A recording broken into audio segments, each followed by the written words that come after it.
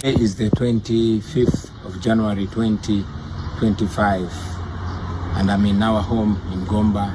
Just came to say hello to my living mother, my sister, and to say hello to Mama in heaven and Papa and all my family members, and to also get some love from home.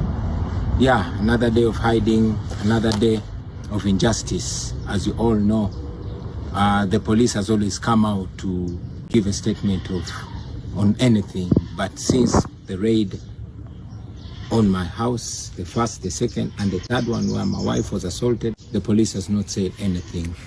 As I've always said, that in a country under family rule, the ruling family is always above the law and everybody else a worker, an employee.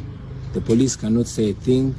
The Human Rights Commission, you saw them going to my house to pay my wife a visit apparently, and then after the raid and the assault on my wife and all the criminality that was done at my house, nothing has happened.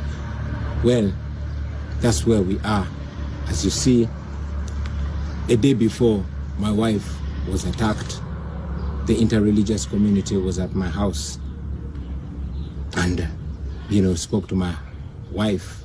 I'm here to hear their statement on what happened. But all in all, the task is on us Ugandans to free ourselves. I'm doing what I can do. I'm visiting various leaders across the country. Of course, under scrutiny, under fear, under high risk, but I'm doing what I have to do to reach out to you and charge you and tell you that you can also play your part, either singularly or in a group, but we can change our country, all of us.